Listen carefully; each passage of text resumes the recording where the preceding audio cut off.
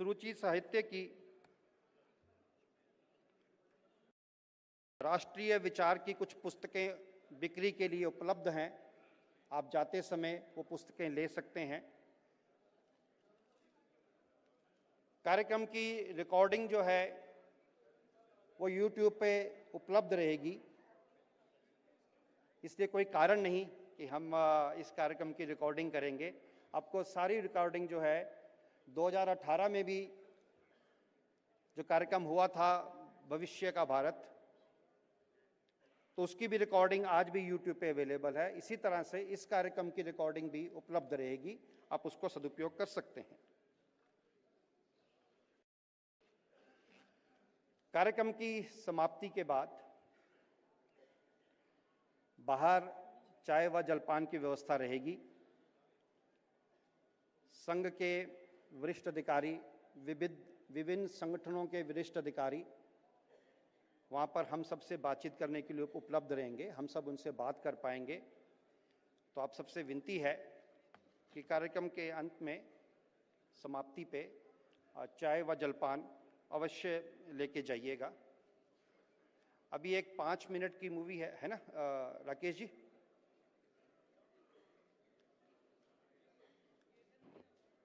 चला पाएंगे 5 मिनट की? ठीक है, चला दीजिए।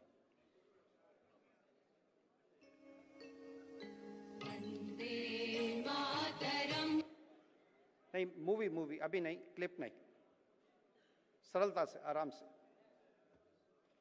Take your time.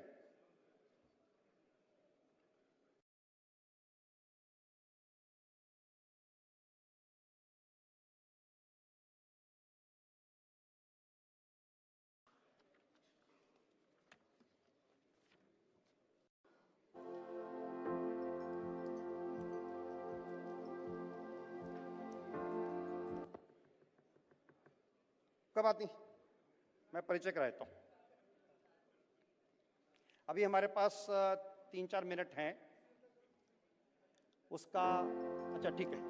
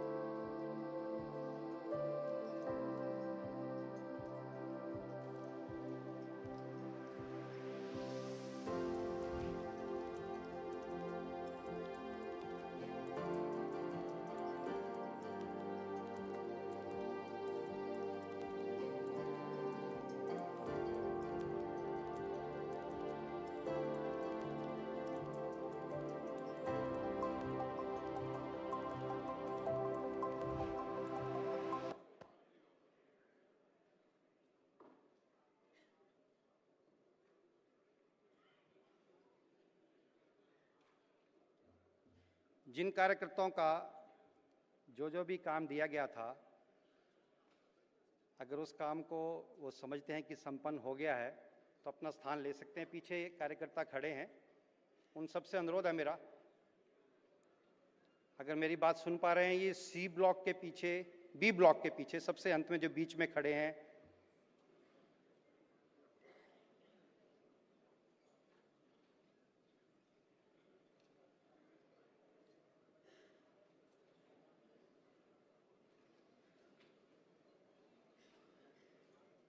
बाकी भी कार्यकर्ता अपना स्थान लेंगे।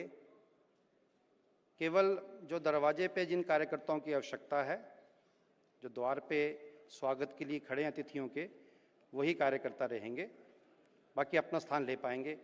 आप भी जो गेट नंबर 3 पे खड़े हैं, बाएं हाथ पे, हाँ, आप भी स्थान ले लीजिए।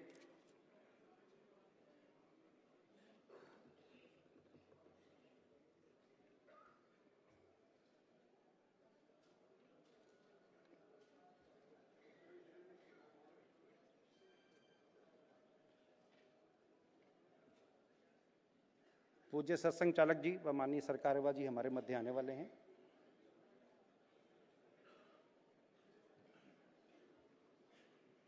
परम पूज्य सत्संग चालक जी व माननीय सरकारेवा जी व बाकी सभी अधिकारियों से जो मंच पे हैं, उनसे प्रार्थना है, भारत माँ के चरणों में पुष्प अर्पण कर आज के कार्यक्रम का विधिवत रूप से प्रारंभ करें।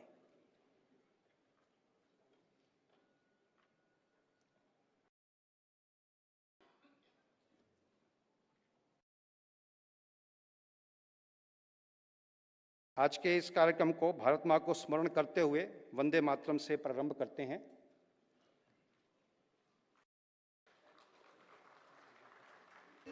आइए डॉक्टर साहब। वंदे मातरम, वंदे मातरम, सुजलाम सुफलाम मलयज शीतलाम शस्य श्यामलां मातरं वन्दे मातरं। शुभ्रज्योत्स्नां पुलकितयामिनीं तुल्यकुसुमितद्रुमदलशोभिनीं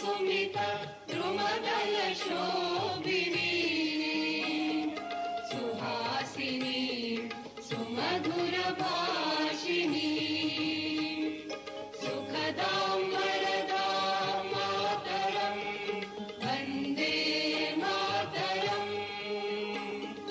कोटिकोटिकण्ठ कलकलनिनादकरले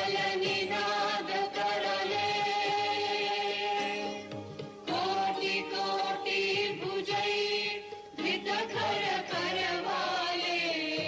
अबलाकेनुमारत बोले बहुबलधारिणीं नमामि तारिणीं विपुदलवारिणीं मातरं वन्दे मातरम्। तुमि विद्या तुमि धर्म तुमि रिधि तुमि मर्मा त्वं हि प्राणाः शरीरे बाहुते तुमि मा शक्ति हृदये तुमि मा भक्ति तुम्हारी प्रतिमा बड़ी मंदिरे मंदिरे वन्दे मातरम्। त्वं हि दुर्गा दश प्रहरणधारिणी कमला कमलदलविहारिणी वाणी विद्यादायिनी नमामि त्वां नमामि कमलां ममलां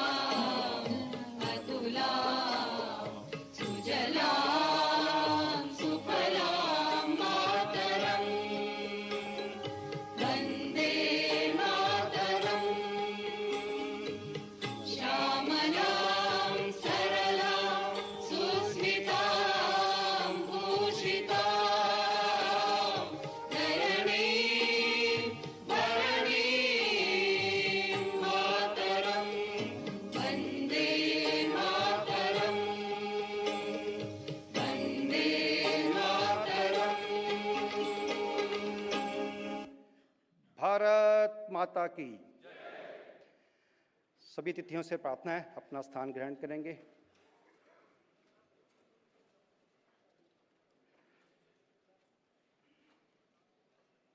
आज के त्रिदिवसीय उद्बोधन एवं संवाद कार्यक्रम में उपस्थित सभी अग्रज, विशिष्ट जन, आदरणीय माताएं, बहनों का स्वागत है। मंचासीन अतिथियों का परिचय कराने के लिए मैं आदरणीय रोशन जी से प्रार्थना करता हूं। रोशन जी हमारे क्षेत्र कार्यवाह हैं। जितना भी ये उत्तर भारत है, दिल्ली से लेकर जम्मू कश्मीर तक, उसमें जितना भी राज्य और यूनियन टेरिटरीज आती हैं, आप उसके जनरल सेक्रेटरी हैं और इंडियन एयरफोर्स से रिटायर्ड ऑफिसर हैं। मैं आपसे विनती करता हूं मंचासीन अधिकारियों का परिचय कराएं। इस व्याख्यान माला में मंच पर विराजमान सर्वप्रथम हम सब के सुपरिचित परम पूजनीय सरसंघ चालक डॉक्टर मोहन राव भागवत जी, आपके पूज्य पिताजी श्रद्धेय मधुकर राव भागवत भी संघ के प्रचारक रहे, अतः घर का वातावरण बचपन से ही संघ संस्कार में रहा। 1974 में वेटरनरी साइंस में मास्टर करने के पश्चात आपने प्रचारक जीवन अपनाया। प्रारंभिक प्रचारक जीवन में महाराष्ट्र में अनेक दायित्वों का निर्वहन आपने किया। तत्पश्चात बिहार और झारखंड के आप क्षेत्र प्रचारक रहे। अखिल भारतीय कार्यकारिणी के अनेक दायित्वों का निर्वहन करते हुए 2000 से 2009 तक आप संघ के माननीय सर कार्यवाह रहे। 2009 से परम पूजनीय सरसंघ चालक के नाते से हम सब का मार्गदर्शन करते हैं, दिशा दर्शन करते हैं। उनके साथ ही मान्यवर दत्तात्रेय जी होसबाले, आप संघ के माननीय सर कार्यवाह हैं। अंग्रेजी में कहूँ तो ऑल इंडिया जनरल सेक्रेटरी हैं। शिमोगा कर्नाटक में आप संघ के स्वयंसेवक बने। अंग्रेजी विषय में स्नातकोत्तर करने के पश्चात अखिल भारतीय विद्यार्थी परिषद के आप पूर्णकालिक बने। 1992 से 2003 तक अखिल भारतीय विद्यार्थी परिषद के आप अखिल भारतीय संगठन मंत्री रहे। 2003 से अखिल भारतीय कार्यकारिणी में दायित्व निभाते हुए 2009 से 2021 तक आप संघ के माननीय सह सर कार्यवाह रहे, अर्थात all India joint general secretary. 2021 से संघ के माननीय सर कार्यवाह अर्थात जनरल सेक्रेटरी के नाते से हम सब का दिशा दर्शन करते हैं। आपका केंद्र केशव कुंज दिल्ली है। मेरे एकदम बाएं मान्यवर पवन जिंदल जी, आप संघ के उत्तर क्षेत्र के माननीय संघ चालक हैं। उत्तर क्षेत्र दिल्ली से प्रारंभ होकर के जम्मू कश्मीर, लद्दाख, हिमाचल तक का क्षेत्र इसके अंतर्गत आता है। आप मूलतः नाभा पंजाब से हैं। राजनीतिक विज्ञान अर्थात पोल साइंस में मास्टर करने के पश्चात 4 वर्ष आप संघ के प्रचारक भी रहे। संघ के अनेक दायित्वों का निर्वहन करते हुए 2024 से आप माननीय क्षेत्र संघ चालक हैं। आप प्रसिद्ध उद्योगपति हैं। अनेक प्रकार के सामाजिक और रचनात्मक कार्यों में आप सक्रिय भूमिका निभाते हैं। भारत की उज्जवल परंपरा के अनुरूप 60 वर्ष की आयु होते ही आपने अपने उद्योग को नई पीढ़ी को सौंपा और तत्पश्चात सारा समय संघ के माध्यम से आप समाज सेवा में लगाते हैं। गुरुग्राम में आपका निवास है। अंत में मान्यवर डॉक्टर अनिल अग्रवाल जी, आप दिल्ली के माननीय प्रांत संघ चालक हैं। आप जाने माने हृदय शल्य चिकित्सक अर्थात कार्डिक सर्जन हैं। 12,000 से अधिक सफल हृदय शल्य चिकित्सा यानी बाईपास सर्जरी आप कर चुके हैं। महाराजा अग्रसेन हॉस्पिटल में आप हृदय शल्य चिकित्सा के विभाग अर्थात हार्ट कमांड के आप चीफ सर्जन और हेड ऑफ द डिपार्टमेंट हैं। पंजाबी बाग दिल्ली में आपका निवास है। मंच के आगे के संचालन के लिए मैं श्रीमान अनिल जी, जो अपने प्रांत के प्रांत कार्यवाह हैं, प्रोफेशनल सीए हैं, मैं उनसे निवेदन करता हूं। धन्यवाद रोशन जी।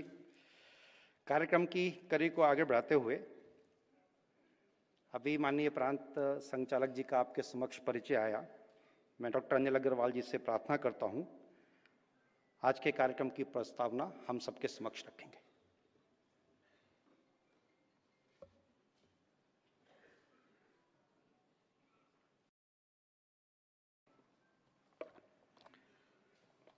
परम पूजनीय सरसंघ चालक जी, माननीय सरकार्यवाह जी, माननीय क्षेत्र संचालक जी, समाज जीवन के विभिन्न क्षेत्रों से शीर्षस्थ स्थानों पर कार्यरत बंधु भगिनी, संघ व विविध संगठनों के ज्येष्ठ व वरिष्ठ अधिकारी वृंद, संघ शताब्दी वर्ष के पूर्व में आयोजित इस 3 दिवसीय व्याख्यानमाला में आपका हृदय से स्वागत करता हूं।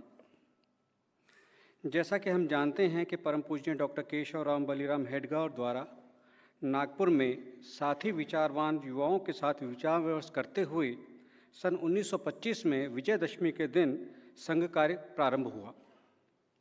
एक शाखा से प्रारंभ हुआ संघ संपूर्ण समाज के सद्भाव और आशीर्वाद के साथ आज भारत के सुदूर स्थानों पर लद्दाख से लेकर जम्मू कश्मीर से लेकर कन्याकुमारी, अंडमान निकोबार तक, अरुणाचल प्रदेश से कच्छ तक पहुंच गया है। देश भर में 1 लाख से अधिक दैनिक शाखाएं और साप्ताहिक मिलनों के माध्यम से व्यक्ति निर्माण का काम सतत रूप से चल रहा है। स्वयंसेवकों को द्वारा समाज के साथ मिलकर अनेकों सामाजिक और रचनात्मक काम किए जा रहे हैं। RSS is keeping pace with the changing times and trends. Yes, we are exploring the new horizons. क्योंकि संघ एक जड़ संगठन नहीं, चिंतनशील जीवंत संगठन है। संघ अपने शताब्दी वर्ष में प्रवेश कर रहा है।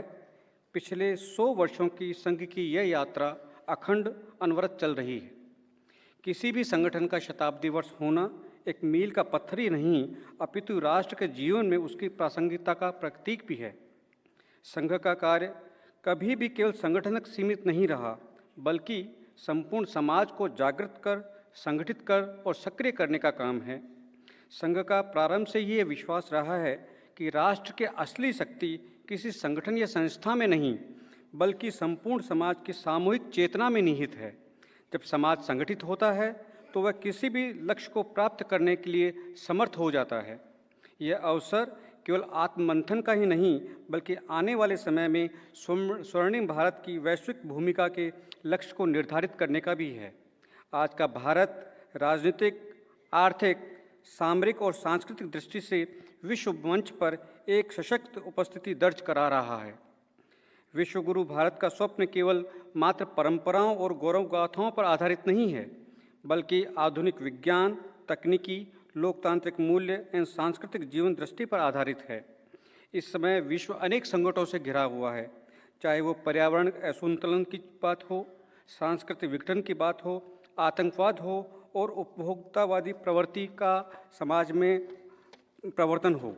ऐसे समय भारत अपने सनातन विचार वसुधैव कुटुम्बकम तथा सर्वे भवन्तु सुखिनः की भावना के से प्रेरित होकर मानवता को संतुलित कर और दिशा दे सकता है। आज सभागार में हमारे बीच आप जैसे समाज जीवन के विभिन्न क्षेत्रों से, सामाजिक क्षेत्र है, धार्मिक, सांस्कृतिक, पूर्व सैनिक अधिकारी, प्रशासनिक, न्यायिक, आर्थिक, क्रीड़ा, कला, चिकित्सा, वैज्ञानिक, लेखक, मीडिया और फॉरेन डिप्लोमेट्स आदि में सम्मानित और सफलता प्राप्त, ख्याति प्राप्त व्यक्तित्व यहाँ उपस्थित हैं। आपका सानिध्य इस आयोजन को सार्थकता प्रदान करता है। अपना देश भारत निश्चय ही एक वैभवशाली, आत्मनिर्भर और गौरवपूर्ण राष्ट्र के रूप में विश्व मंच पर प्रतिष्ठित हो। इसके लिए आवश्यक है कि समाज के प्रत्येक वर्ग में एक सूत्र जोड़ा जाए। सब भारत की संस्कृति और आधार भूमि को आधुनिक संदर्भ में अपनाया जाए। युवाओं में राष्ट्र प्रेम और उत्तरदायित्व की चेतना जगाई जाए। वैश्विक चुनौतियों के समाधान हेतु भारतीय चिंतन के आलोक में प्रयास हो। यदि राष्ट्र विचार की सभी शक्तियां मिलकर कार्य करें तो भारत को अपने महान लक्ष्य की ओर ले जाने में हम सहायक सिद्ध होंगे। इन सभी बातों को ध्यान में रखकर परम पूजनीय सरसंघ चालक जी का पावन उपस्थिति में ऐसी 4 व्याख्यान मालाएँ भारत के 4 महानगरों में आयोजित हो रही हैं। हमारा सौभाग्य है कि इस श्रृंखला की पहली व्याख्यानमाला दिल्ली में आयोजित हो रही है। 100 वर्षों की संघ यात्रा नए क्षितिज, the 100 Years journey of RSS new Horizons.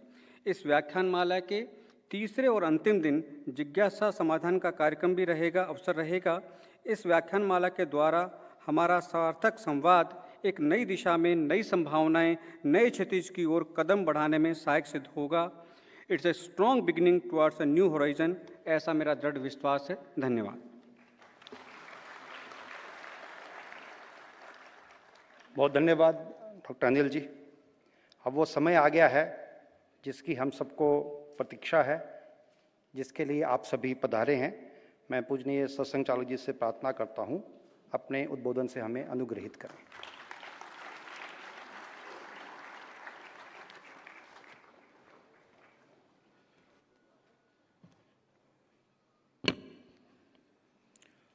माननीय सरकार्यवाह जी, माननीय क्षेत्र संघ चालक जी, माननीय प्रांत संघ चालक जी, उपस्थित सभी संघ के माननीय अधिकारीगण और राष्ट्र जीवन के विभिन्न क्षेत्रों में काम करने वाले सभी गणमान्य जन, विदेशों का प्रतिनिधित्व भारत में करने वाले सभी डिप्लोमैट्स, पूज्य संत चरण, माता भगिनी। 2018 में इसी प्रकार का एक कार्यक्रम इसी सभागृह में हुआ था। संघ के बारे में बहुत सारी चर्चाएं चलती ही है। ध्यान में आया कि चर्चा में जानकारी कम है। जो जानकारी है वो ऑथेंटिक नहीं है, और इसलिए अपने तरफ से संघ की सत्य और सही जानकारी देना, जो भी संघ के बारे में चर्चा हो वो परसेप्शन के आधार पर न हो, फैक्ट्स के आधार पर हो।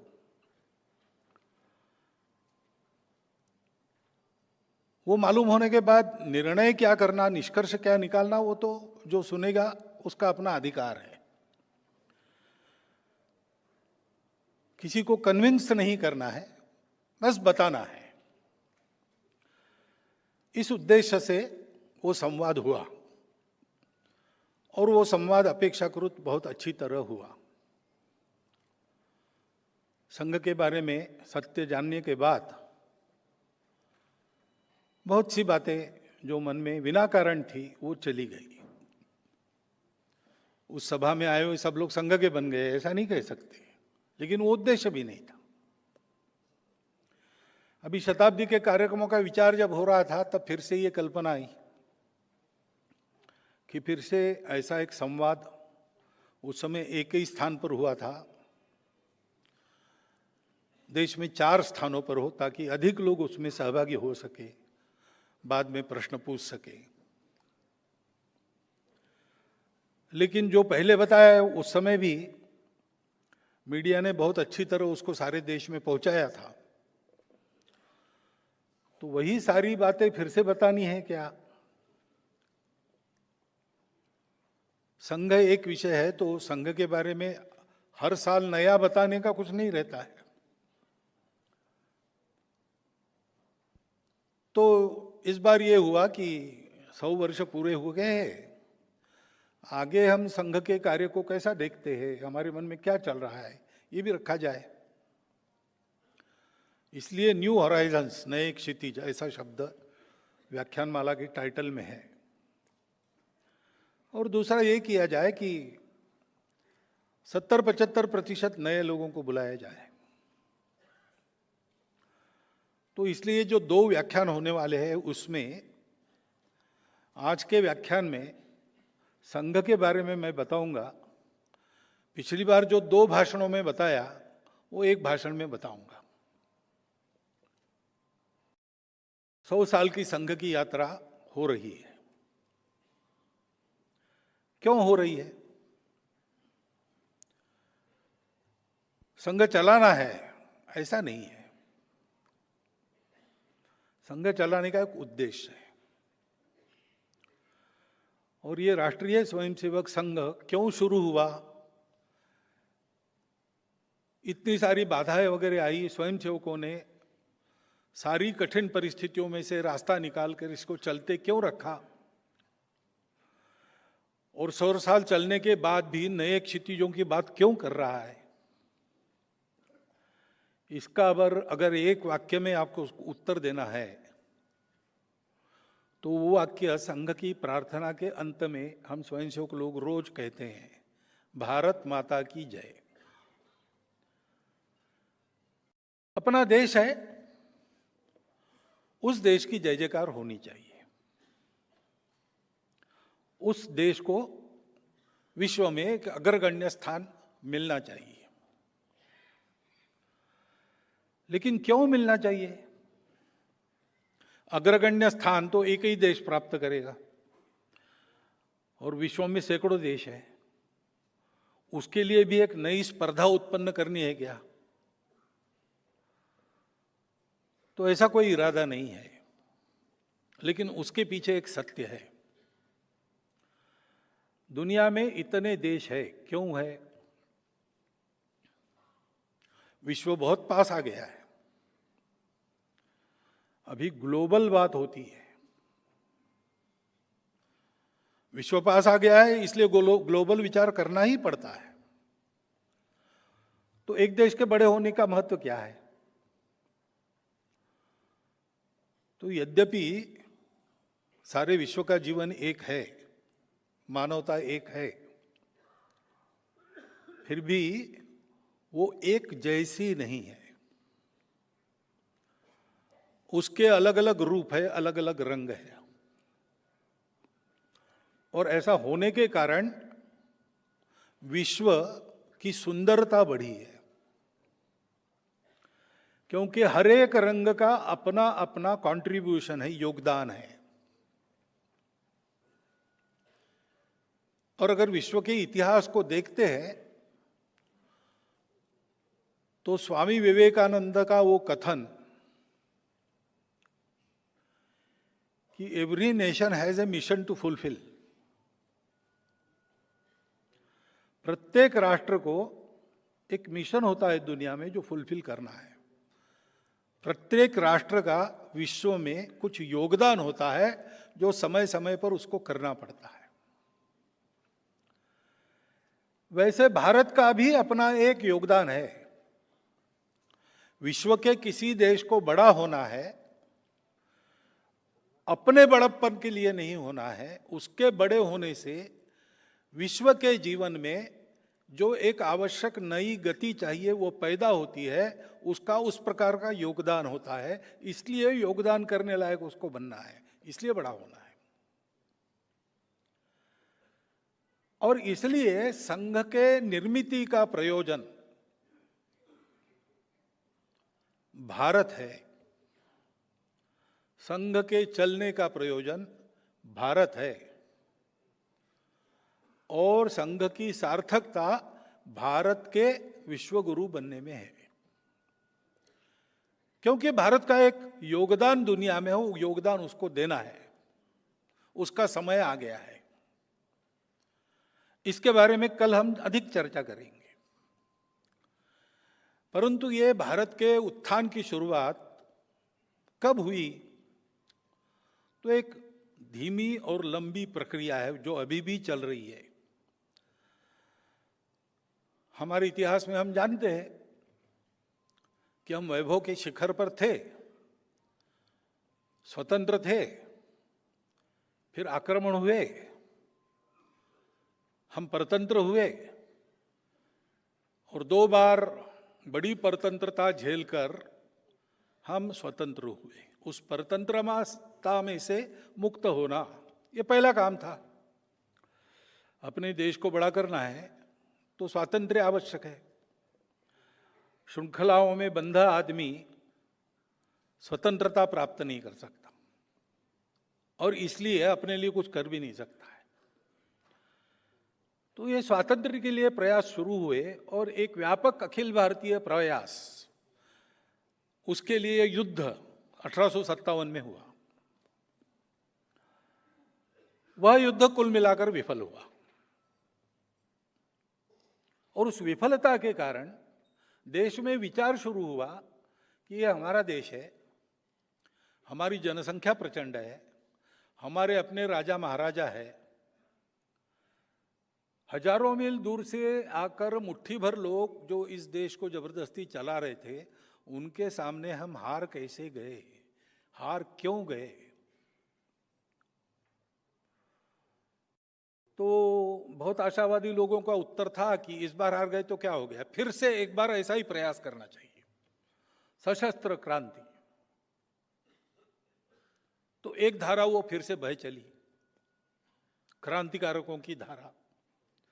देश के लिए अपना जीवन, अपना यौवन हवन करने वाले लाखों उदाहरण उस धारा में से निकले, जो हम सब के आज भी प्रेरणा स्रोत है, आदर्श है जीवन के बारे में। देश समर्पित जीवन कैसा होता है। परंतु उस धारा का प्रयोजन समाप्त हो गया स्वतंत्रता मिलने के बाद, और इसलिए सावरकर जी उस धारा के एक दैदीप्यमान रत्न थे।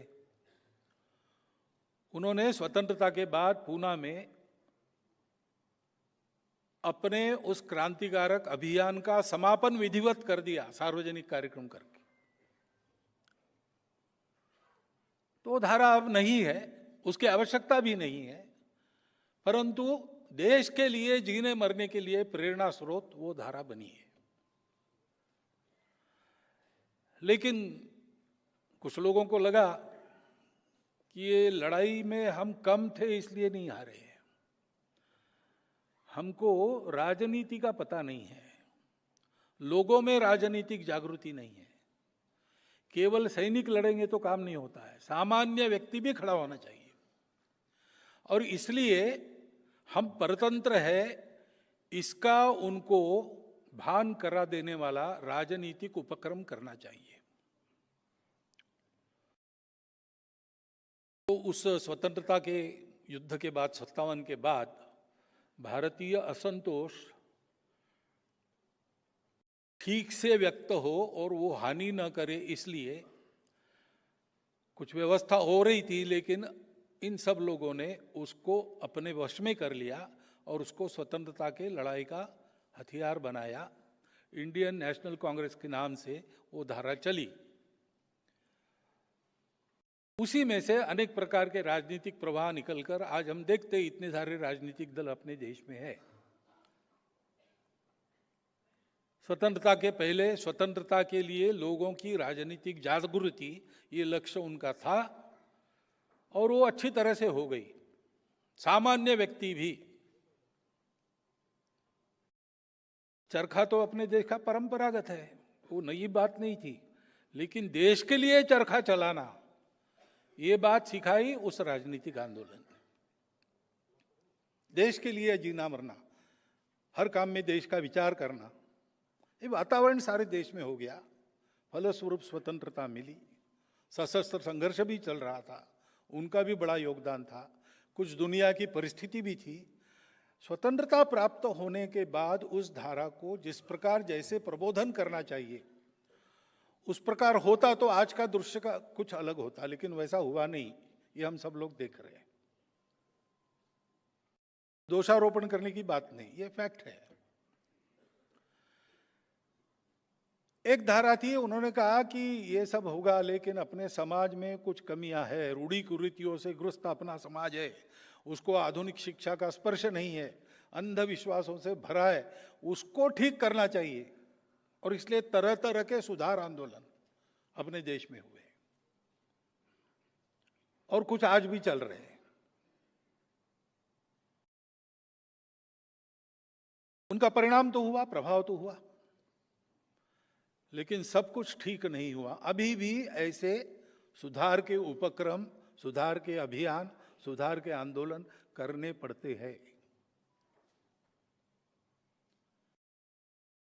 और एक धारा थी जिन्होंने कहा कि पहले अपने मूल पर चलो, फिर से हम उसको भूल गए हैं। स्वामी दयानंद सरस्वती, स्वामी विवेकानंद, दो मुख्य नाम उसमें लिए जाते हैं, जिन्होंने अपने मूल पर समाज को खींचने का प्रयास किया। उसके चलते जो जो हुआ, इन पहले की 3 धाराओं सहित भारत में आज जो कुछ चल रहा है उस पर इनका प्रभाव है। कहीं ना कहीं प्रेरणा स्रोत वहां पर है, कहीं ना कहीं विचार का जो प्रवाह है वो वहां से जुड़ता है। परंतु ये चारों धाराएं चली जैसा भारत हमको चाहिए। 75 वर्ष आजादी के पूरे हुए, लेकिन हम अभी ऐसा नहीं कह सकते कि वैसा खड़ा हुआ। इसका कारण क्या है? संघ के निर्माता जो थे डॉक्टर हेडगेवार, वो इन चारों धाराओं में काम कर चुके थे। उनको हम जन्मजात देशभक्त कहते हैं, क्योंकि बचपन से ही ये चिंगारी उनके मन में थी कि देश के लिए जीना चाहिए, देश के लिए मरना चाहिए। स्वयं बचपन में ही अनाथ हो गए थे, दरिद्रता में आगे बढ़ना पड़ा, लेकिन देश के लिए चलने वाले कामों में भाग लेना उन्होंने कभी नहीं छोड़ा। और विद्यार्थी के नाते उनका जो कर्तव्य था अपनी पढ़ाई अच्छी तरह से पूर्ण करना, उसमें अपने विद्यालय में पहले 10 में आना, ये भी कभी उनका छूटा नहीं। वंदे मातरम आंदोलन 1905-6 में जो हुआ, उस समय उन्होंने नागपुर के सारे विद्यालयों में उस आंदोलन का संगठन किया। जब इंस्पेक्टर लोग स्कूल इंस्पेक्शन के लिए आते थे तो हर क्लास में उनका स्वागत वंदे मातरम से होता था। चिढ़कर उन्होंने सारे विद्यालय बंद कर दिए। कौन इसके पीछे पता लगाने का प्रयास किया। 4 महीने स्कूल बंद रहे, पता नहीं लगा। अंत में कॉम्प्रोमाइज हो गया, जो अभिभावक गार्डियंस थे और सरकार इनमें, कि एक नॉमिनल अपॉलॉजी हो जाए स्कूल में एंटर करते समय गेट पर, और शिक्षक खड़ा रहे, वो पूछे गलत हुआ ना, माफी चाहते हो ना, तो मुंडी हिलाना, नॉमिनल अपॉलॉजी। स्कूल शुरू हुए, लेकिन 2 छात्र नागपुर के थे जिन्होंने ये भी करने का इनकार कर दिया कि भाई भारतवासी हम हैं, भारत माता हमारी, उसके स्वतंत्रता की बात को नकारना सपने में भी हम नहीं कर सकते। वो हमारा श्रद्धा स्थान है, वंदे मातरम कहना ये हमारा अधिकार है, और इसलिए हम सपने में भी उसको ना नहीं कर सकते, तो हम माफी कैसे मांगेंगे। तो स्वाभाविक वो दोनों रस्टिकेट हुए। उसमें एक डॉक्टर हेडगेवार थे जो बाद में डॉक्टर बने। फिर उस समय राष्ट्रीय विद्यालय चलते थे, उनमें जाके उन्होंने अपनी पढ़ाई पूरी करी। मैट्रिक में इस परिस्थिति में भी वो फर्स्ट क्लास में पास हुए। नागपुर के लीडर लोगों ने उनका ये स्पार्क देखकर, ये चिंगारी देखकर तय किया कि इनको कलकत्ता जाना चाहिए, मेडिकल पढ़ना चाहिए। मेडिकल की पढ़ाई का बहाना है, परंतु करना है वहां क्या, क्रांतिकारकों की कोऑर्डिनेशन कमेटी वहां है, अनुशीलन समिति, उससे संबंध स्थापित करना और क्रांति कार्य पश्चिम भारत में भी शुरू करना। तो उनकी योजना के अनुसार पास में पैसा न होते हुए भी चंदा करके जो थोड़ा जमा हुआ उसके आधार पर डॉक्टर साहब कलकत्ता गए। किसी लॉज में जगह नहीं थी तो अपने 2 मित्र एक कमरे में रहते थे, उनके बिस्तर के बीच की जगह में अपना बिस्तर लगाया और उन्होंने मेडिकल की पढ़ाई भी अच्छी तरह पूरी की, फर्स्ट क्लास में हो गए और क्रांतिकारक समिति से संबंध भी स्थापित कर लिया। स्वर्गीय त्रैलोक्यनाथ जी चक्रवर्ती, स्वर्गीय रासबिहारी बसु, इनके लिखे पुस्तकों में उनका उल्लेख आता है। उनका कोड नेम कोकेन था।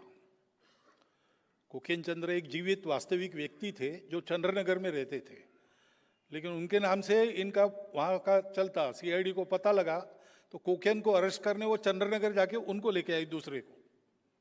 ऐसी कहानी भी है वहाँ। ये सब उन्होंने किया, लेकिन क्रांतिकारक आंदोलन भी बंद हो गया। अनेक लूपहोल्स के कारण, अनेक कमियों के कारण अंग्रेज सरकार ने उसको दबाने में यश प्राप्त किया। इनकी मेडिकल की पढ़ाई भी पूरी हो गई।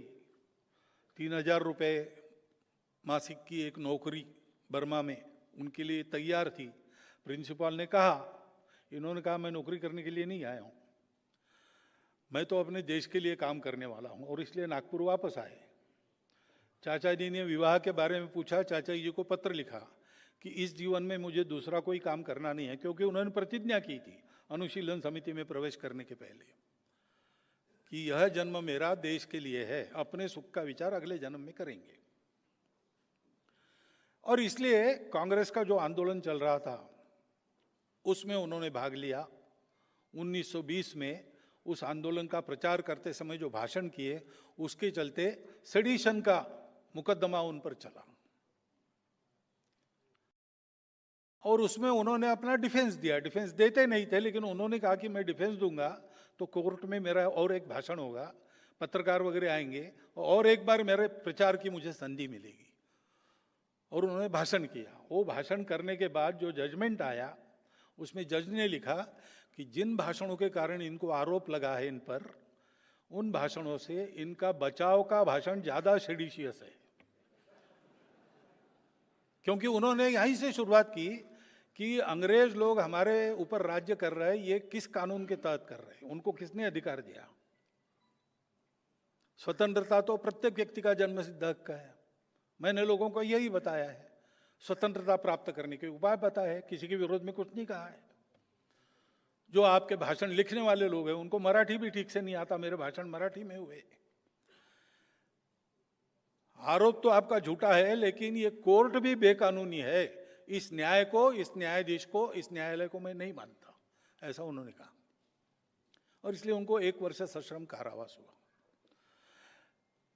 सब ऐसे जो आंदोलन थे, क्रांतिकारकों का आंदोलन था, राजनीतिक जागृति के आंदोलन थे, समाज सुधार के काम थे, धर्म जागृति के काम थे, अपने मूल पर वापस आने के लिए, इन सब में उन्होंने प्रामाणिकता से, निस्वार्थ बुद्धि से कार्यकर्ता के नाते काम किया।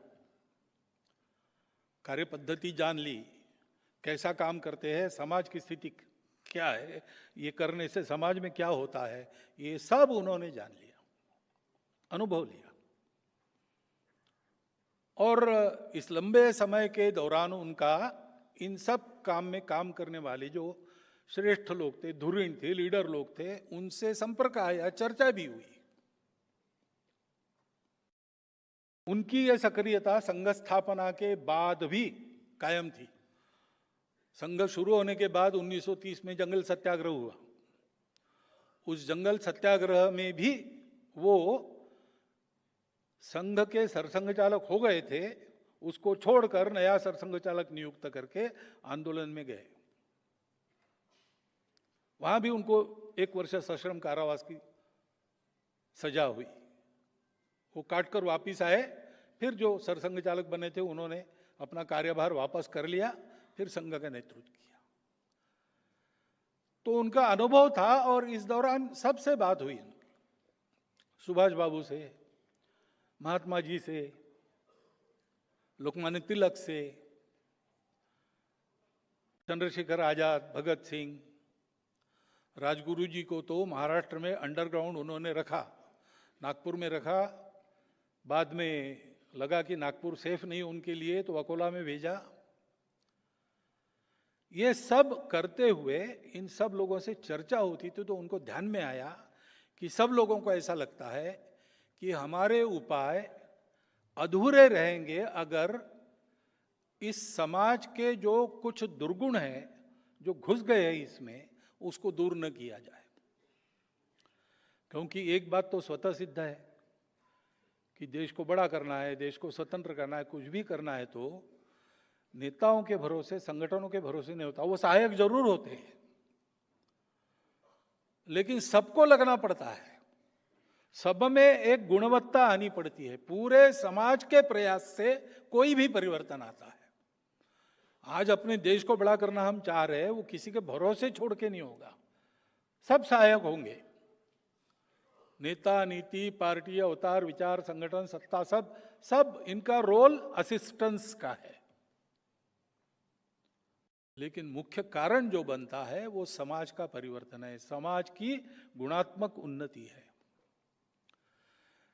और बिना उसके हुए हमारे काम फुलफिल नहीं होंगे।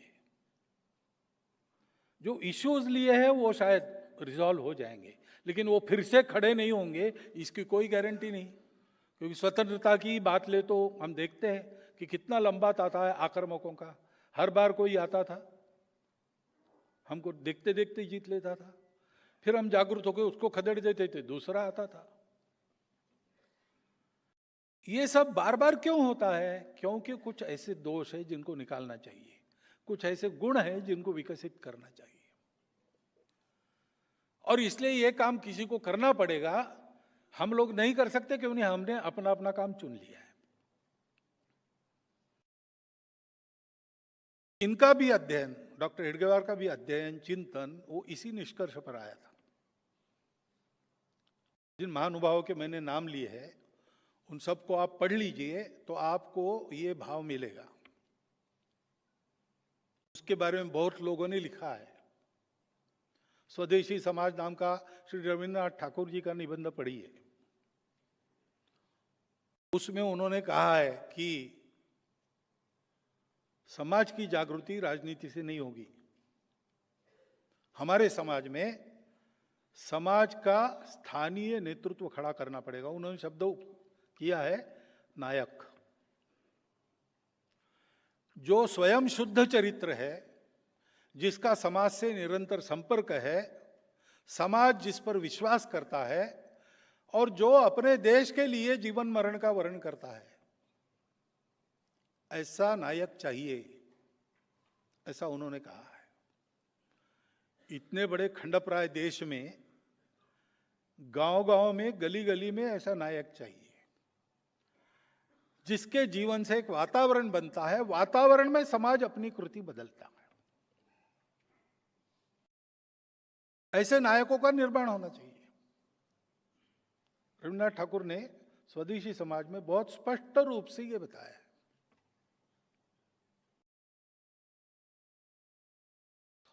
इन सब के बोलने में, लिखने में ये बात आई है कि राष्ट्र को खड़ा करना है तो अपना राष्ट्र नया नहीं बनाना है। हमारे यहाँ पहले से हिंद स्वराज में गांधी जी ने लिखा है कि युवा वृद्ध को प्रश्न पूछता है कि अंग्रेजों के आने के कारण रेल लाइन वगैरह आ गई, सारा देश एक बन गया। तो वृद्ध के रूप में वो गांधी जी उत्तर देते हैं हिंद स्वराज में कि ये भी बात तुमको अंग्रेजों ने ही सिखाई है। अंग्रेजों के आने के बहुत पहले हमारा देश एक था। तो हमारे देश का अस्तित्व ये बहुत प्राचीन है। परिस्थितियां बदलती है, उसमें परिस्थिति बदलती है, इसलिए वो एकत्व नहीं बदलता। स्वदेशी समाज में ही रविन्द्रनाथ जी ने लिखा है कि कोई नया व्यक्ति हम में आने से हम भारत के लोग डरते नहीं, क्योंकि सबके प्रति अपनेपन का हमारा स्वभाव है। इस देश में हिंदू, मुसलमान, बौद्ध आदि आदि आपस में संघर्ष नहीं करेंगे, इसी देश के लिए जिएंगे, इसी देश में मरेंगे। आपस में संघर्ष करते करते कोई एक हल वो इसका निकाल लेंगे और साथ में जिएंगे। आगे वो कहते हैं कि ये हल अहिंदू न होकर विशिष्ट रूप से हिंदू होगा, ये उन्होंने लिखा है। उस शब्द के बारे में क्या है बाद में बताता हूं मैं, परंतु यह विचार सब में था कि अपना देश प्राचीन समय से एक है, अपने समाज को उन्नत बनाना चाहिए, वो सदा के लिए संकट परंपरा का निवारण करने का एकमात्र उपाय है। लेकिन फुर्सत नहीं है, तो डॉक्टर हेडगेवार ने सोचा कि किसी को फुर्सत नहीं है तो मैं इसके प्रयोग करता हूं। ये बात उन्होंने त्रैलोक्यनाथ चक्रवर्ती जी को बहुत पहले 1911 से 14 वो कलकत्ता में रहे शायद, उस समय बताई थी। और नागपुर वापस आने के बाद मेडिकल की पढ़ाई पूरी करके आंदोलनों में भाग लेते लेते उन्होंने इसके कई प्रकार के प्रयोग किए कि ये कैसे हो सकता है, संपूर्ण देश को जोड़ा कैसे जा सकता है, संपूर्ण देश को बड़ा कैसे किया जा सकता है, देश के व्यक्ति में गुणवत्ता का निर्माण कैसे किया जाता है। इसके अनेक प्रयोग किए उन्होंने भारत सेवाश्रम संघ के काम को देखा था।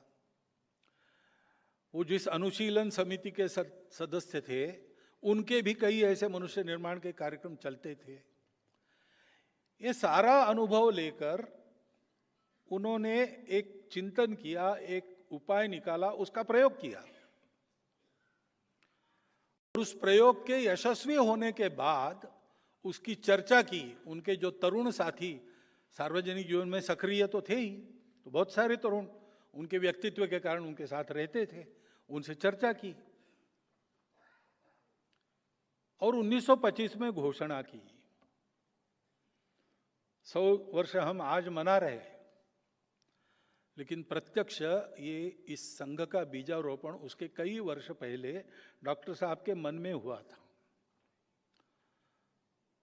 मन में उस बीज ने एक आकार धारण किया, अंदर एक अंकुर धारण किया और 1925 के विजयादशमी के बाद डॉक्टर साहब ने घोषणा की कि आज से यह संघ हम प्रारंभ कर रहे हैं। उद्देश्य उन्होंने कहा संपूर्ण हिंदू समाज का संगठन। अब यहां प्रश्न खड़ा होता है, बाकी लोगों को क्यों छोड़ा? तो पहली तो बात है कि जिनको हम हिंदू समाज कहते हैं आजकल, हिंदू समाज, हिंदू नाम लगाना जिसको है उसको इस देश के प्रति जिम्मेवार रहना पड़ेगा। ये रिस्पॉन्सिबल समाज है, क्योंकि इसको नाम मिला है, इस देश के लोगों को वो नाम मिला है, बहुत पहले मिला है। महावीर प्रसाद जी द्विवेदी है, उन्होंने लिखा है कि जरतुष्ट्र के काल में बाहर के लोगों ने हमको ये नाम दिया, हमको तो जरूर नहीं थी अलग नाम की। हमने अपना धर्मशास्त्र लिखा तो मानव धर्मशास्त्र यही उसका नाम है, क्योंकि हमारे यहां यही कहते थे हम, माता च पार्वती देवी, पिता देवो महेश्वरा, बांधवा शिवभक्ताश्च, स्वदेशो भुवनत्रया, या अयम निजः परो वेति गणनाम लघुचेतसाम उदार चरिता नाम तु वसुधैव कुटुंबकम। हम मनुष्यों में अंतर नहीं करते थे, सारे मानव। विचार तो हमारा ऐसा था कि व्यक्ति, मानवता, सृष्टि, ये सब परमात्मा के कारण जुड़ी है, एक दूसरे से संबंधित है। एक का जो होता है वो दूसरे पर भी परिणाम करता है, और इसलिए मनुष्य को अपने विकास का विचार करना है तो इन तीनों के विकास में अपना विकास है, ये मानकर अपने विकास का प्लान करना पड़ता है। ये इस देश का स्वभाव है। तो हमको अलग नाम की जरूरत नहीं थी। लेकिन जरतुष्ट्र वहां गए, उनको पूछा गया कौन हो, तो उन्होंने कहा कि हमारे पूर्वज किर्गिस्तान में भारत से गए थे, सिंधु नदी के उस पार से गए थे। अब उस समय ईरान के लोग सिंधु नदी के उस पार वालों को हनत कहते थे, उसका हनदू हो गया, हिंदू हो गया। ये एक कथा है। दूसरी कथा है कि ऐसा कहने के बाद ईरान के लोगों ने इस्राएल के लोगों के पूछने पर यहूदियों को कहा कि हमारा एक हिंदू गुरु है, और वो बात घूमते घूमते अपने पश्चिम किनारे पर व्यापार के जरिए आ गई। व्यापारियों ने पकड़ा वो शब्द, लेकिन ठीक है, उनको इस शब्द से क्या करना है, सौदा पटने से काम है, व्यापार चलता रहा। इंटेलेक्चुअल लोगों के पास वो आ गया, तब अपने पुराणों में आ गया, तम देव निर्मितम देशम हिंदुस्थानम प्रचक्षते। लोक भाषा में आने को बहुत समय लगा, और लोक भाषा में जो शब्द आते हैं वो संतों की पकड़ में आते हैं। इसलिए गुरु नानक देव जी के वाणी में पहले ये मिलता है, हिंदुस्तान खसमाना किया, तुर्कस्तान खसमाना, खुरासान खसमाना किया, हिंदुस्तान डराया। वो उन्होंने वर्णन किया है बाबर के अत्याचारों का, और कहा है कि न हिंदू महिलाओं का शील बचा, न मुस्लिम महिलाओं की असमत बची। अब ये सोचते तो ध्यान में बात आती कि उन्होंने दो क्यों शब्द उपयोग किए, क्योंकि जैसे उस समय मुसलमान थे हमारे देश में, हमारे देश के कन्वर्टेड मुसलमान थे, लेकिन दूसरी तरफ मुसलमान क्यों कहा होगा, तो स्वाभाविक है, अल्लाह को मानते हैं, कुरान को मानते हैं, पैगंबर साहब को मानते हैं, वही होते हैं मुसलमान। तो हिंदू कहने से कोई मान्यता नहीं है, एक ईश्वर को मानने वाला हिंदू नहीं है। नहीं, ईश्वर के अनेक रूप है हिंदू में, 33 करोड़ है ऐसा कहते हैं, और एक ग्रंथ नहीं है, न कोई एक गुरु है। तो अनेक थे उस समय, बौद्ध थे, जैन थे, शैव थे, शाक्त थे, अनेक प्रकार के पंथ संप्रदाय, रिलीजन्स अनेक थे, लेकिन एक स्वभाव था जो इन सबको जोड़ता था। वो स्वभाव ये था कि इन सबको स्वीकार करते थे। विश्व में जितने तरीके हैं पूजा के, वो सब एक ही जगह पहुंचेंगे, कोई तरीका गलत नहीं है। हाँ, ये हो सकता है कहीं देर से पहुंचेंगे, कहीं जल्दी पहुंचेंगे, कोई तरीका बड़ा सरल है, कोई तरीका बड़ा जटिल है। रुचि नाम वैचित्र्यात रुजु कुटिल नाना पथयुताम। मनुष्य अलग अलग होते हैं, बुद्धि अलग अलग होती है, रुचि अलग अलग होती है। रुचि के वैचित्र्य के कारण रुजु कुटिल अनेक प्रकार के रास्ते होते हैं। आप यहाँ इस सभागृह में आने के लिए कहाँ से चले, एक ही रास्ता थोड़ी था, जहां से चले वैसा रास्ता था। और कोई रास्ता ठीक भी था, कोई रास्ता खराब भी था। रास्ता खराब है इसलिए आप घूम कर भी आए होंगे, रास्ता खराब है तो भी समय पर पहुंचेंगे इसलिए उसी खराब रास्ते से भी आए होंगे। ये अपना अपना मन है। ऐसे अनेक पथ है। रुचि नाम वैचित्र्यात रुजु कुटिल नाना पथयुताम। नृणाम यानी आदमियों का एको गम्या, एक ही जगह जाना है सबको।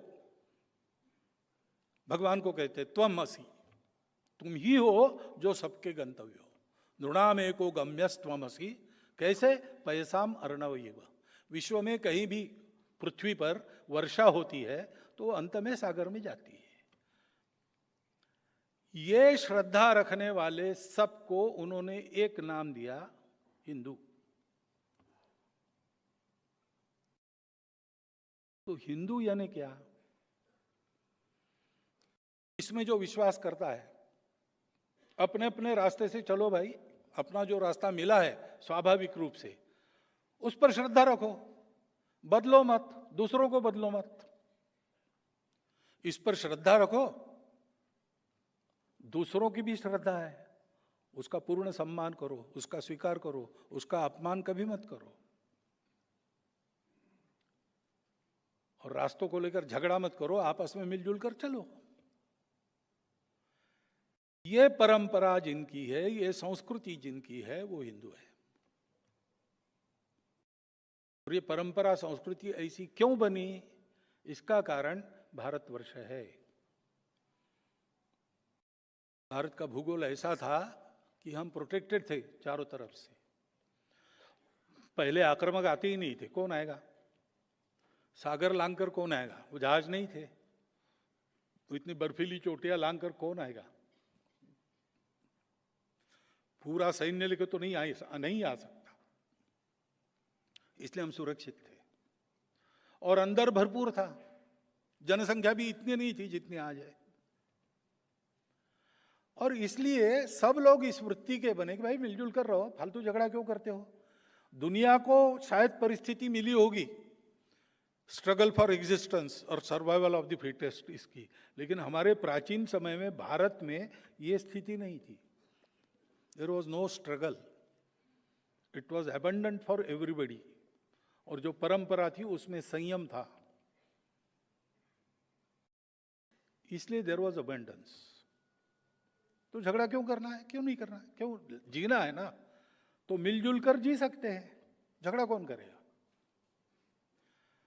और इसलिए हमको फुर्सत भी मिली, हमको सुरक्षा भी मिली, हमको समृद्धि भी मिली। तो हमने जो एक ह्यूमन सर्च सारी दुनिया में चलता है, और दुनिया बाहर का देखकर रुक गई, जो दिखता है उसके आगे कुछ नहीं है, माइक्रोस्कोप लगाओ तो ज्यादा दिखता है, उसके परे कुछ नहीं है, ऐसा सोच के दुनिया रुक गई। हम वहां रुके नहीं, हमने दृष्टि को अंदर कर लिया और अपने अंदर की सत्य को खोजा हमने, और उसने हमको बताया कि सर्वत्र एक ही है, दिखता अलग अलग है, सब एक है। और इसलिए अपना स्वाभाविक धर्म क्या है? समन्वय, संघर्ष नहीं। तो ये जो संस्कृति थी, उस संस्कृति का उपजाव क्यों हुआ? वो इसी के कारण हुआ है, और इसलिए उस मातृभूमि के प्रति भक्ति है। माँ ने हमको अन्न पोषण केवल इतना नहीं दिया, संस्कार दिए है। भारत माता ने हमको ये संस्कार दिया है, वो हमारी माँ है। और ये केवल कपोलकल्पित बात नहीं है, इसके आधार पर प्राचीन समय से हमारे पूर्वज जीते आए हैं। ऐसा जीवन खड़ा करने के लिए उन्होंने खून पसीना सब बहाया, प्राणदान भी किया है, इस भूमि के संरक्षण संवर्धन के लिए भी बलिदान दिया है, परिश्रम किया है। वो इतिहास हमको प्रेरणा देता है, वो पूर्वज हमारे पूर्वज है। इनको मानने वाला वास्तव में हिंदू है। लेकिन जब संघ शुरू हुआ तब ये परिस्थिति थी कि ऐसे सब लोग अपने आप को हिंदू नहीं कहते थे, और आज भी नहीं कहते कुछ लोग। तो हिंदू के हम प्रकार मानते हैं, जो जानते हैं वो हिंदू है, उनको गौरव है। जो जानते हैं वो हिंदू है, लेकिन गौरव क्या करना भाई, दुनिया में होते हैं, हम हिंदू है, चलो। और जो जानते हैं लेकिन किसी कारण नहीं कहते, कारणों में नहीं जाता, नहीं कहते। और जो जानते नहीं है कि वो हिंदू है, लेकिन ऐसे लोगों को भी जो जानते नहीं है, हिंदवी कहने से बुरा नहीं लगता, भारतीय कहने से बुरा नहीं लगता, सनातन का भी कुछ लोग स्वीकार करते हैं। ये शब्द क्या है? समानार्थी शब्द है। और इसलिए हम लोग ऐसा नहीं कहते कि आप हिंदू ही कहो, आप हिंदू हो, ये हम बताते हैं। नहीं भाई, हम हिंदवी है, हम भारतीय है, ठीक है। इसका कंटेंट समझो। इन शब्दों के पीछे केवल शब्दार्थ नहीं है, एक कंटेंट है। वो कंटेंट जियोग्राफिकल नहीं है, उस कंटेंट में एक भक्ति है भारत माता की, उस कंटेंट में एक परंपरा है पूर्वजों की, जो हम सबकी समान है। डीएनए को भी देखो, वही है। 40,000 वर्ष पूर्व से भारतवर्ष के लोगों का डीएनए एक है, अखंड भारत की भूमि पर जो जो है। और हमारी संस्कृति है मिलजुल कर रहने की। ये बातें अलग अलग अलग रूप जो है वो हम में अलगाव पैदा नहीं करते, क्योंकि हम ये मानते ही नहीं कि एक होने के लिए यूनिफॉर्म होना पड़ता है। यूनिफॉर्मिटी से यूनिटी आती है, ऐसा नहीं है। डाइवर्सिटी में भी यूनिटी है, क्योंकि डाइवर्सिटी भी यूनिटी का ही प्रोडक्ट है। लेकिन कोई परीक्षा है और प्रश्न आ गए 4, 2 तो बड़े कठिन है, 2 आसान है, पहले कौन सा? पहले आसान प्रश्न छोड़ो। इसलिए जो अपने आप को हिंदू कह रहे हैं, पहले उनको संगठित करो, उनका जीवन अच्छा बनाओ, तो किसी कारण जो अपने आप को हिंदू होके भी नहीं कहते वो भी कहने लगेंगे। वो तो होने लगा है।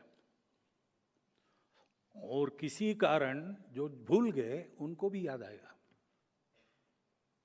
वो भी होगा। लेकिन करना क्या है? संपूर्ण समाज का संगठन, संपूर्ण हिंदू समाज का संगठन। हिंदू शब्द का आग्रह क्यों है हमारा? क्योंकि ये जो कंटेंट है, ये कंटेंट पूर्णतः व्यक्त करने वाला वो एक ही शब्द है। और हिंदू कहने से हिंदू वर्सेस ऑल ऐसा नहीं होता है, हिंदू बनाम कोई ऐसा नहीं है। क्योंकि हिंदू इसका मतलब इंक्लूसिव, इंक्लूसिविटी की मर्यादा क्या है? कोई मर्यादा नहीं। जब आगे एक व्यक्ति नहीं, पूरा परिवार, पूरा परिवार नहीं, पूरा गांव, गांव नहीं भैया जनपद, जनपद नहीं भैया प्रांत, प्रांत नहीं देश, देश नहीं विश्व, मानवता नहीं केवल सृष्टि भी, अनंत के साथ एक हो जाओ। वहां जो पहुंचा उसको सर्वश्रेष्ठ मानने वाला अपना समाज है। और इसलिए ये कोई संकुचित बात नहीं है, उल्टा ये अपने सारे विकास को संपूर्ण विश्व के साथ एक रूप होने को एक खुला रास्ता देने वाली बात है। उनका संगठन करना, इसलिए संघ निकला, क्योंकि पूरा समाज ऐसा होगा तभी होगा। लेकिन होने के लिए तो कुछ करना पड़ेगा, केवल तैयार होने से काम नहीं चलता, तैयारी का उपयोग करना पड़ता है। तो ये विचार किया गया कि तैयारी जो करनी है उसके 2 भाग है, एक तो मनुष्यों को तैयार करना, दूसरा मनुष्यों ने काम करना। तो जो मेथोडोलॉजी डेवलप हुई मनुष्यों को बनाने की, उस पर लगकर काम करने वाला एक संगठन राष्ट्रीय स्वयंसेवक संघ, उसको दूसरा कुछ नहीं। उसकी शाखा है, उसके स्वयंसेवक है, और बाकी सब जो होना है तैयारी के चलते वो करने वाले स्वयंसेवक रहेंगे। संघ संघ के नाते उसमें जाएगा नहीं। स्वयंसेवक बहुत है, संघ चलाने के लिए जो लगते हैं उनको छोड़ दिया तो भी बहुत सारे स्वयंसेवक है, वो सक्रिय हो जाए, समाज जीवन में जहां जिसकी आवश्यकता है वो करेंगे। ये तो सपने से भी ज्यादा दुष्प्राप्य बात लगती थी। स्वयंसेवक भी पूछते थे कैसे होगा, डॉक्टर साहब कहते थे होगा, संघ कुछ नहीं करेगा, सब कुछ होगा, और हो रहा है। अनेक क्षेत्रों में अपने स्वयंसेवक काम कर रहे हैं। तो जो विचार मिला है, जो संस्कार मिला है, उसके आधार पर उस क्षेत्र की आवश्यक है वहां पुनर्रचना करके आगे बढ़ रहे हैं। भारतीय मजदूर संघ में स्वयंसेवक काम करने के लिए गए, उन्होंने पूरी दुनिया के लिए लेबर फील्ड का एक नया दर्शन दिया है। हर जगह वहां के परिवेश में सकारात्मक सुधार और अपने देश के स्वत्व के आधार पर वहां की पुनर्रचना। क्यों ये पुनर्रचना आवश्यक है उसमें कल जाएंगे हम लोग। लेकिन ये वो स्वयंसेवक करते हैं, वो उनका है, स्वतंत्र है, अलग है, स्वायत्त है, उसका क्रेडिट उनको है, संघ को नहीं। डिस्क्रेडिट वो संघ को शेयर करना पड़ता है, क्योंकि माल हमारे यहां से गया है। क्रेडिट उनका है, संघ उनको कंट्रोल नहीं करता, डायरेक्टली भी नहीं, रिमोटली भी नहीं। एक ही बात है, स्वयंसेवकों का संबंध संघ से अटूट है, जन्म जन्मांतर का है। वो संघ की प्रार्थना कहीं भी गा लेंगे, वो टूटता नहीं कभी। उसके चलते स्वयंसेवक मिलते हैं, बात करते हैं, हम भी बात करते हैं, पूछते हैं, हम बताते हैं, हमको ध्यान में आया बताते हैं, मदद मांगते हैं, मदद देते हैं, अच्छे काम को सर्वत्र मदद करते हैं। हम केवल स्वयंसेवकों को ही करते हैं ऐसा नहीं है, किसी को भी कर सकते ही है, बहुत उदाहरण है।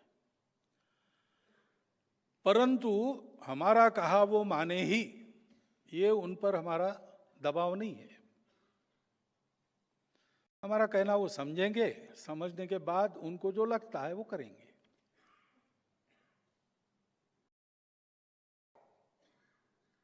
क्योंकि उनके क्षेत्र में वो काम कर रहे हैं, उनका अनुभव है, उनकी एक्सपर्टाइज है।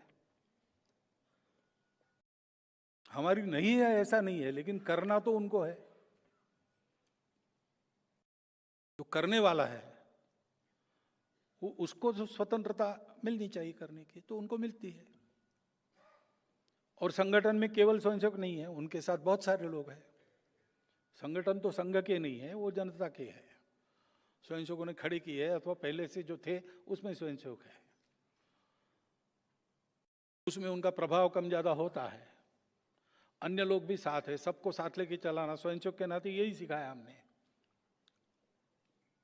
मतभेद हो तो भी मनभेद न हो, साथ में लेकर सबको चले, ये स्वभाव सबका रहे, इसी को तो संगठन कहते हैं।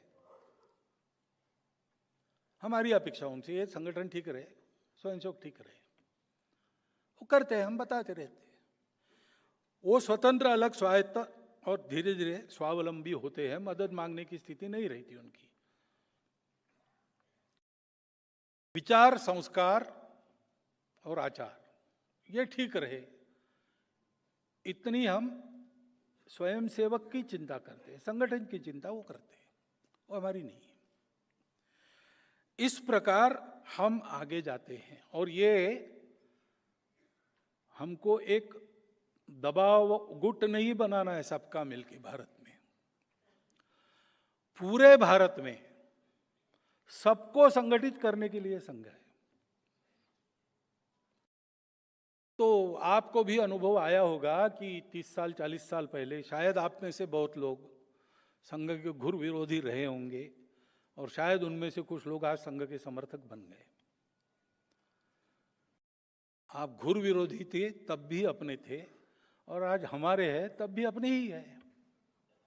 एक देश है, 142 करोड़ का देश है। कितने मत होंगे? बहुत मत होते हैं। मत अलग होना ये अपराध नहीं, ये तो प्रकृति ने दिया हुआ गुण है। अलग अलग विचार एक साथ जब सुनते हैं और कोई सहमति बनती है तो उसमें से प्रगति होती है। अंग्रेजी में एक वाक्य बताते, coming together, staying together and working together. Coming together is beginning, staying together is progress, and working together is success. तो ये जो बात है इसको संगठन कहते हैं, और पूरे समाज का ही हमको संगठन करना है। क्योंकि संघ के मन में ये बात है कि अगर इस देश में ऐसा लिखा गया कि भाई संघ के कारण देश बच गया या देश का उद्धार हो गया, तो ये हमारे लिए ठीक नहीं है, कि ये हम करना नहीं चाहते। ये करना चाहते तो बहुत है। पहले से रावण से त्रस्त दुनिया, राम नहीं होते तो क्या होता, शिवाजी नहीं होते तो क्या होता। अरे भाई, कब तक आएंगे शिवाजी, कब तक आएंगे राम? भगवान भी God helps those who help themselves.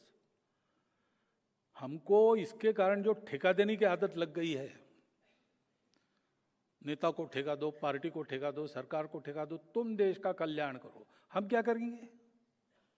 हम तुम जो कर रहे हो उसमें से मीन मेख निकालते चर्चा करते बैठेंगे। ये ठीक नहीं है। देश का जिम्मा हम सबका मिलकर है। जैसे हम हैं वैसे हमारे प्रतिनिधि होंगे, वैसे हमारी पार्टियां होंगी, वैसे हमारे नेता होंगे। तो हम अच्छे बने और हम करें देश के लिए, संपूर्ण समाज का संगठन। इसके लिए हम कहते प्रार्थना में, विजय त्रिच न संहता कार्य शक्ति। हमारी संगठन शक्ति के आधार पर, हमारी यानी किसकी? संपूर्ण हिंदू समाज की। क्योंकि हमने परिचय दिया है उसके पहले, वयम हिंदू राष्ट्रांग भूता, हम हिंदू राष्ट्र के अंगभूत है। तो पूरी हिंदू समाज का दायित्व है, तो पूरा हिंदू समाज ऐसा बनना चाहिए।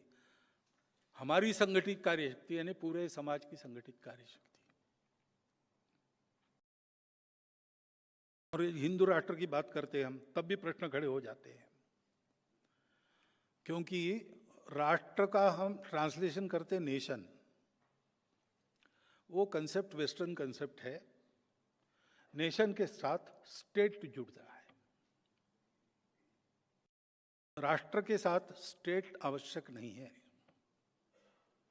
हमारा राष्ट्र है पहले से, हिंदू शब्द निकाल के आप विचार करो, हमारा राष्ट्र पहले से है। गांधी जी ने भी कहा है, एक राष्ट्र के नाते हम लड़े हैं, बार बार लड़े हैं।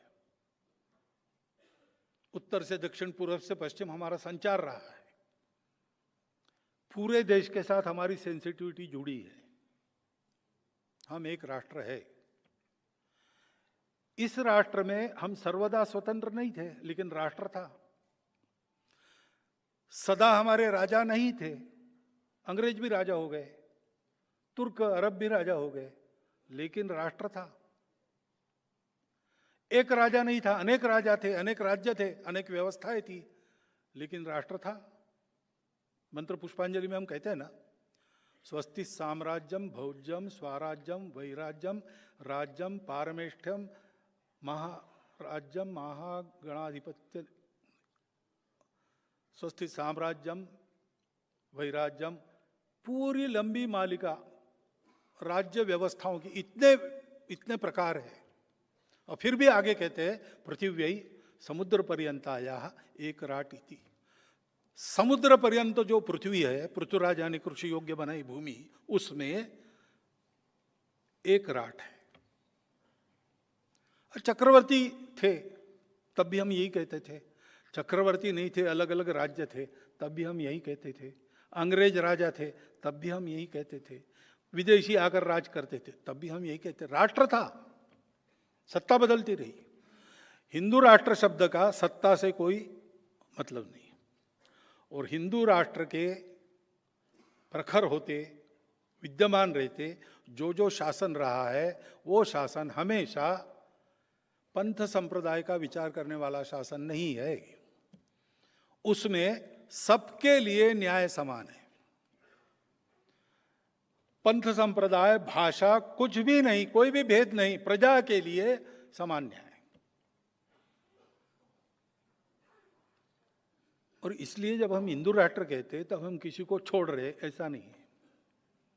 हम हिंदू राष्ट्र कहते हैं तो किसी का विरोध कहते, ऐसा नहीं है। संघ इसमें से हुआ ही नहीं है।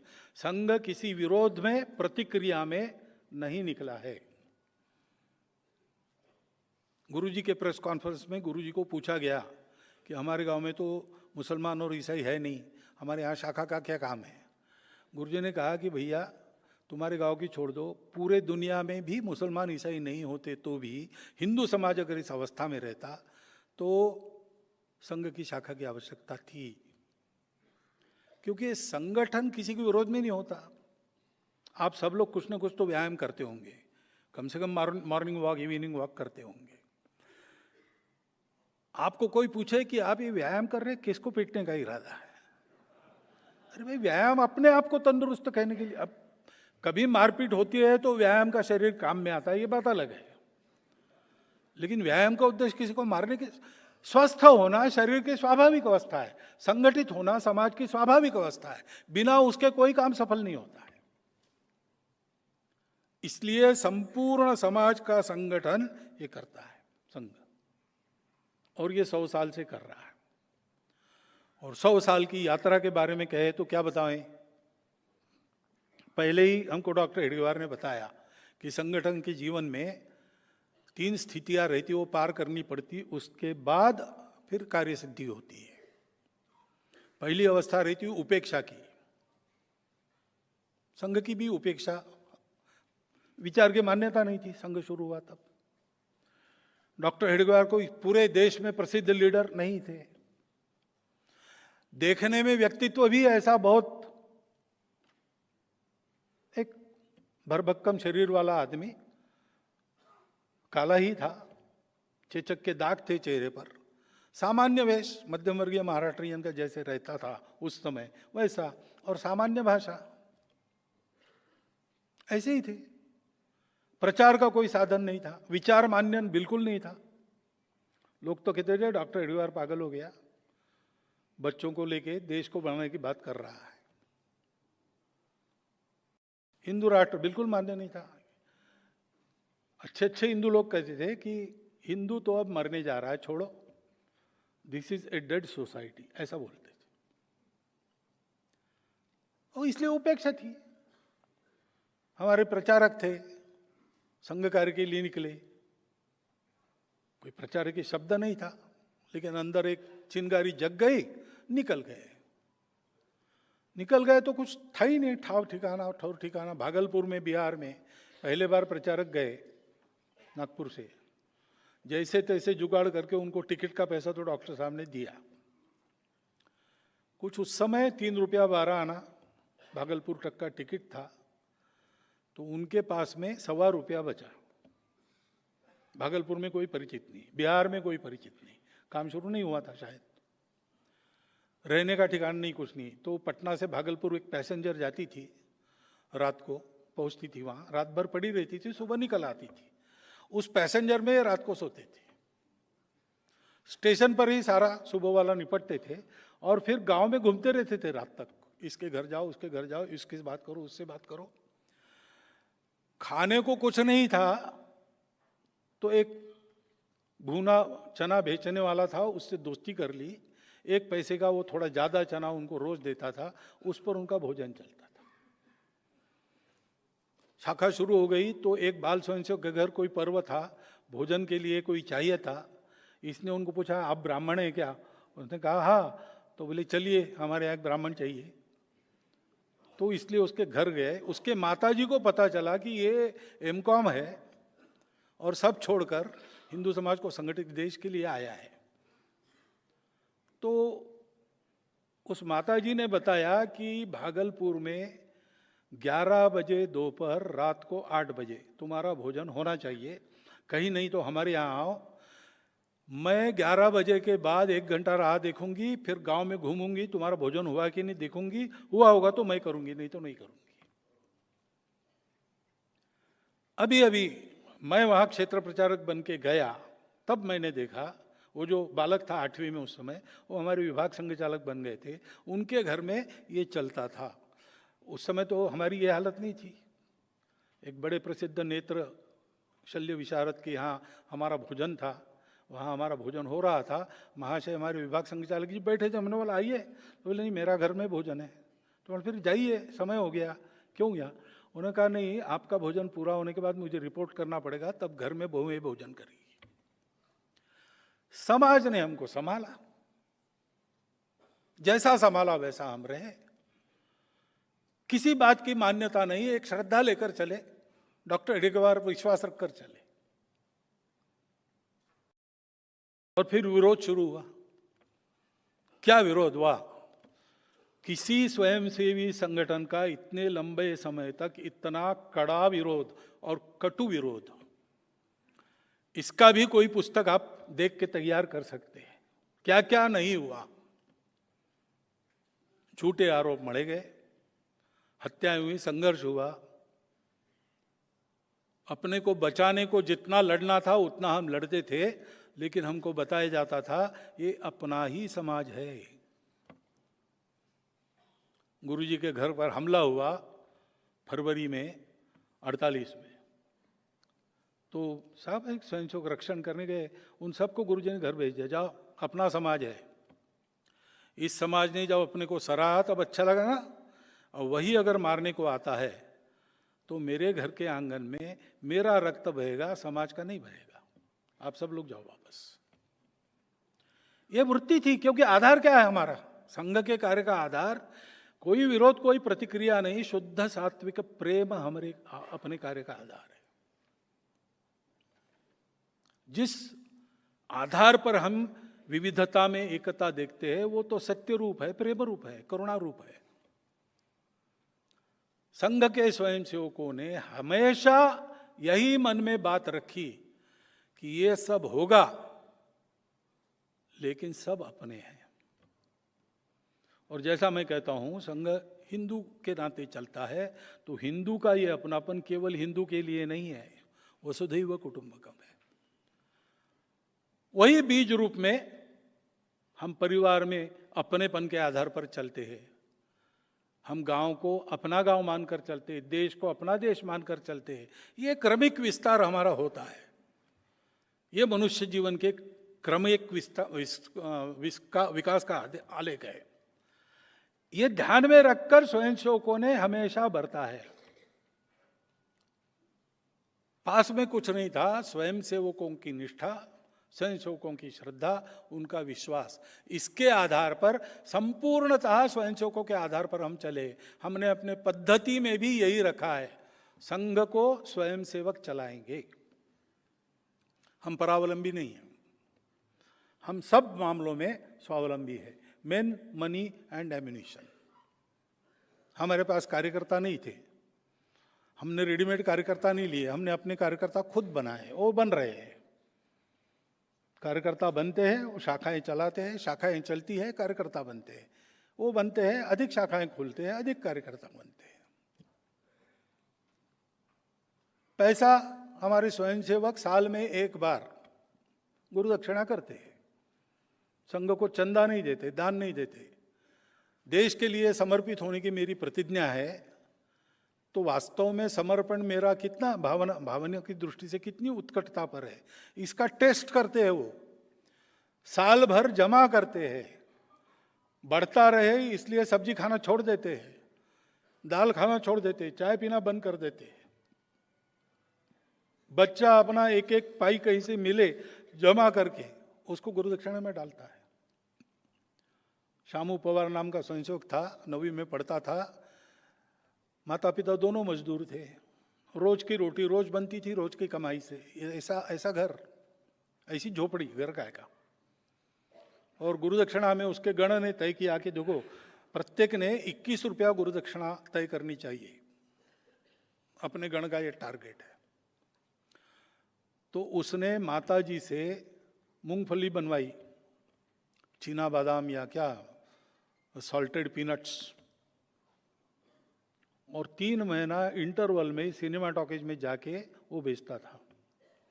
21 रुपये जमा हो गए, बंद कर दिया, घर में 21 रुपये रख दिए। 15 दिन बाद था गुरु दक्षिणा समर्पण का कार्यक्रम। घर को बताया गुरु दक्षिणा है। 15 दिन उस घर में जहां हाथ पर उनका पेट था, वहां पर वो 21 रुपया पड़ा रहा, किसी ने हाथ नहीं लगाया। उसने वो गुरु दक्षिणा में डाला। एक एक स्वयंसेवक ऐसा करता है। नागपुर में डॉक्टर साहब का स्मारक स्मृति मंदिर खड़ा हुआ। मैं बचपन में शाखा में जाता था तो मुझे याद है, वहाँ एक डिब्बा रखा था। हम कुछ मिलता है, उस समय तो ज़्यादा मिलता नहीं था घर से, लेकिन कहीं कभार मिल रहा, कोई मेहमान आ गए, जाते समय कुछ रख दिया हाथ पर। रखते भी ज़्यादा नहीं थे, वो पुराना एक छेद वाला पैसा रहता था तांबे का, तो वो हम उस डिब्बे में डालते थे। पूरा रेशमबाग का परिसर जो बना है, या कहीं का भी, यहाँ दिल्ली का कार्यालय स्वयंसेवकों ने बनाया, स्वयंसेवक चलाते। संघ को चलाने के लिए संघ किसी के सामने हाथ नहीं पसारता। संपूर्ण स्वावलंबी संगठन है।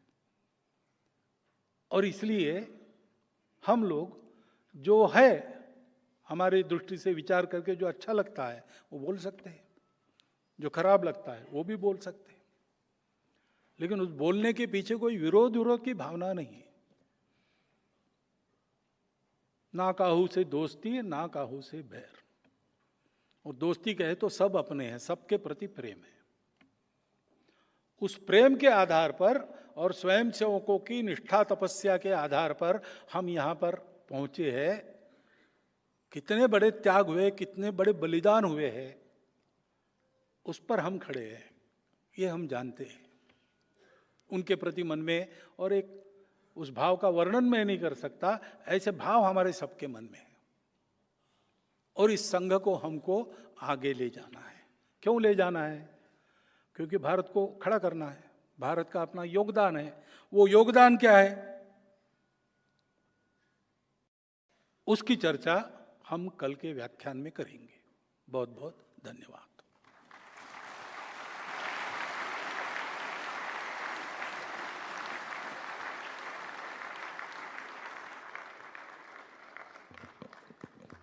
पूज्य सत्संग चालक जी का बहुत आभार है।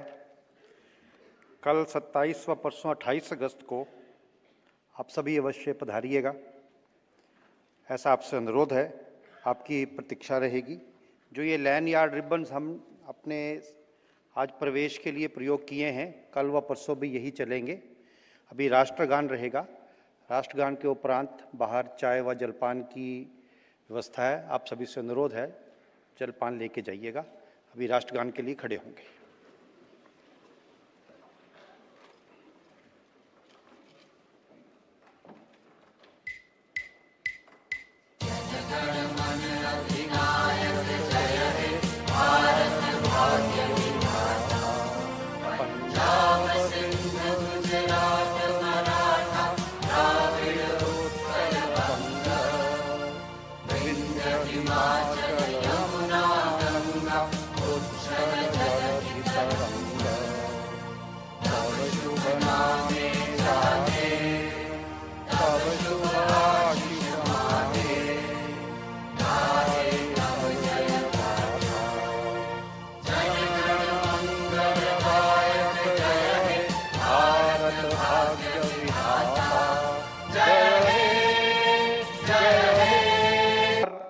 पार्किंग के लिए 20 हमने डिस्प्ले के लिए वहाँ पर सिंबल्स लगाए हैं।